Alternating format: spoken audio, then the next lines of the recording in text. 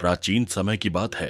एक छोटे से राज्य में एक राजा राज्य करता था, जिसकी केवल एक आंख थी और एक पैर भी नहीं था। वह राजा युद्ध में अपनी एक आंख और एक पैर खो चुका था, लेकिन फिर भी वह बहुत बुद्धिमान, दयालु और नीतिपरायण था।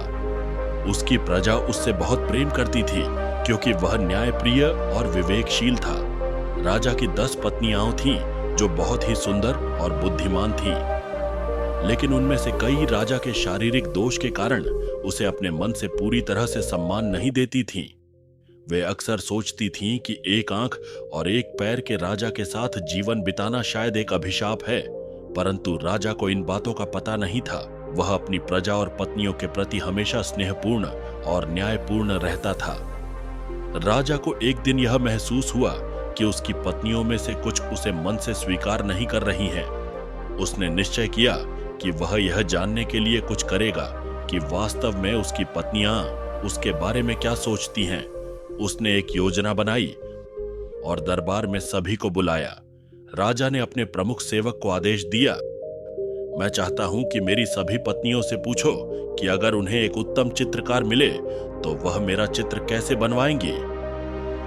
सेवक ने सभी पत्नियों से राजा का यह सवाल किया। पहली पत्नी ने सोचा, मुझे राजा का चित्र बनवाना है, पर वह एक आंख और एक पैर से अपूर्ण है। अगर मैं उन्हें ऐसे ही दिखाऊंगी तो लोग राजा का मजाक बनाएंगे। उसने चित्रकार से कहा, राजा का चित्र बनाओ, लेकिन उसे पूर्ण रूप से दिखाओ, जैसे कि उसकी दोनों आंखें और दोनों पैर हों।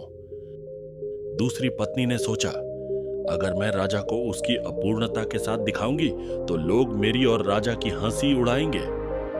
उसने भी चित्रकार से कहा, राजा का चित्र बनाओ, लेकिन उन्हें सुंदर और पूर्ण दिखाओ। इसी प्रकार अन्य पत्नियों ने भी राजा के शारीरिक दोषों को छिपाने का प्रयास किया और चित्रकारों को आदेश दिया कि वह राजा को संपूर्ण दिखाए। सभी पत्नियों ने एक जैसी ही बातें की, सिवाय अंतिम पत्नी के।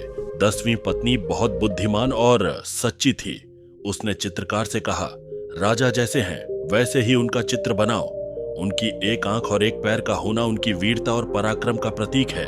राजा ने अपनी आंख और पैर युद्ध में राज्य और प्रजा की रक्षा के लिए खोए हैं, जो कि उनका सम्मान और गर्व है। इसे छिपाने की आवश्यकता नहीं है। जब चित्रकार ने राजा को यह बात बताई तो राजा बहुत प्रसन्न हुआ। उसने दरबार में सभी को बुलाया और कहा, मैंने आप सबके मन में मेरे प्रति क्या भाव हैं, यह जानने के लिए आपसे चित्र बनवाने को कहा था। जो लोग मेरे शारीरिक दोषों को छिपाकर मेरा चित्र बनवाना चाहते थे, उन्होंने मेरी वीरता और पराक्रम को नकारा है, परंतु मेरी 10वीं पत्नी ने मेरी अपूर्णता को गर्व से स्वीकार किया। वह समझती है कि एक राजा का सम्मान उसकी संपूर्णता में नहीं, बल्कि उसकी सेवा और बलिदान में है। राजा ने यह सीख दी, सच्चा सम्मान किसी की अपूर्णता को छिपाने में नहीं, बल्कि उसे स्वीकार करने में है। हम सभी में कोई न कोई कमी होती है, पर हमारी सच्ची पहचान हमारे कर्मों और विचारों में होती है।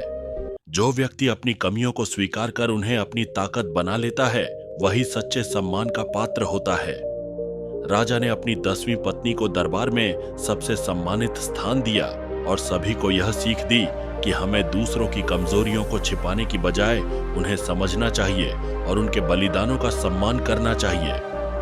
दोस्तों, सच्चा सौंदर्य बाहरी रूप में नहीं, बल्कि आंतरिक गुणों में होता है। यह वह सत्य है जिसे समय और समाज ने बार बार प्रमाणित किया है। बाहरी सुंदरता क्षणिक होती है, समय के साथ मुरझा सकती है, लेकिन हमारे आंतरिक गुण, हमारे विचार, कर्म और व्यवहार सदा अमर रहते हैं। जब हम किसी व्यक्ति का मूल्यांकन केवल उसके बाहरी रूप से करते हैं, तो हम उसकी सच्ची पहचान को अनदेखा कर देते हैं। सुंदरता सिर्फ चेहरा या शरीर की बनावट तक सीमित नहीं होती, बल्कि यह हमारे मन, सोच और कर्मों में भी झलकती है। अच्छे विचार, स्नेह, दया और सहानुभूति से भरा हुआ हृदय ही वास्तविक रूप से सुंदर होता है।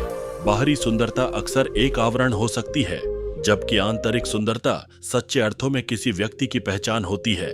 जब हम किसी के प्रति अपने प्रेम, स्नेह या सम्मान को उसके गुणों और अच्छे कर्मों के आधार पर बनाते हैं, तो वह संबंध गहरा और सच्चा होता है। इसीलिए हमें हमेशा लोगों के गुणों और उनके व्यक्तित्व की गहराई को पहचानने का प्रयास करना चाहिए, न कि केवल उनके बाहरी स्वरूप को।